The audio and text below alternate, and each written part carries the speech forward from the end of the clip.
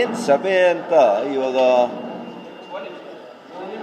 ನಮ್ಮ ಕರ್ನಾಟಕದ ಪ್ರಭಾರಿಗಳು ಆಗಿರ್ತಕ್ಕಂಥ ಹಿರಿಯರು ಆಗಿರ್ತಕ್ಕಂಥ ರಾಧಾ ಮೋಹನ್ ಅಗರ್ವಾಲ್ಜಿಯವರು ಕರೆದಿದ್ರು.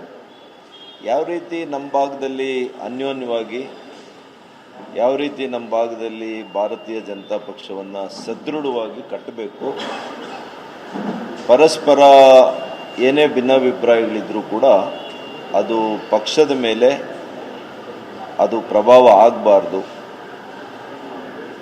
ಪಕ್ಷಕ್ಕೆ ನಷ್ಟ ಆಗಬಾರ್ದು ಅಂತ ಹೇಳಿದ್ದಾರೆ. ಅದಕ್ಕೆ ನಾವು ಒಪ್ಪಿದ್ದೇವೆ. ಏನು ಸಣ್ಣ ಪುಟ್ಟ ಅಭಿಪ್ರಾಯಗಳು ಏನಿದ್ವು ಅವೆಲ್ಲ ಕೂಡ ಏನು ಹೇಳಬೇಕು ಅದೆಲ್ಲ ಹೇಳಿದ್ದೇವೆ.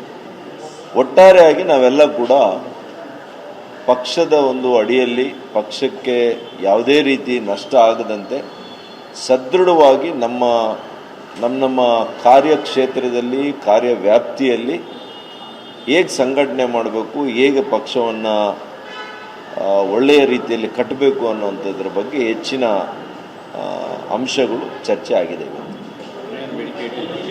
ಬೇಡಿಕೆ ಏನೂ ಇಲ್ಲ, ಕಂಪ್ಲೇಂಟ್ಸು ಇಲ್ಲ, ಅಂಥವೇನೂ ಇಲ್ಲ. It is a discussion between matured senior leaders ಅಷ್ಟೇ.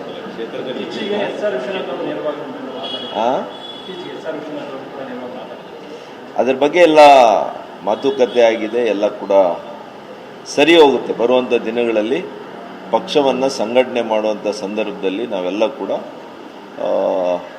ಸ್ವಲ್ಪ ವ್ಯತ್ಯಾಸಗಳನ್ನೆಲ್ಲ ಕೂಡ ಹೊಟ್ಟೆಯಲ್ಲಿಟ್ಕೊಂಡು ಪಕ್ಷದ ಹಿತದೃಷ್ಟಿಯಿಂದ ನಾವೆಲ್ಲ ಕೂಡ ಒಂದು ಒಳ್ಳೆ ನಿರ್ಧಾರಗಳನ್ನ ತಗೋಬೇಕಾಗಿದೆ, ತಗೊಳ್ತೀವಿ. ಯಾವುದು ವೈಯಕ್ತಿಕವಾಗಿ ಏನೂ ಇಲ್ಲ. ವೈಯಕ್ತಿಕವಾಗಿ ಏನೇ ಇದ್ದರೂ ನಾನು ಹೇಳಿದ್ದೀನಲ್ಲ, ಈಗ ಅದನ್ನೆಲ್ಲ ಕೂಡ ಹೊಟ್ಟೆಯಲ್ಲಿಟ್ಕೊಂಡು ಮರಿಬೇಕಾಗಿದೆ ಮತ್ತು ಮುಂದೆ ಸಾಗಬೇಕಾಗಿದೆ. ಇಲ್ಲ, ಅದೇನು ಬರೋದಿಲ್ಲ. ಮಜ್ಜಿಗೆ ಕುಡಿದ್ರೆ ಸರೋದು.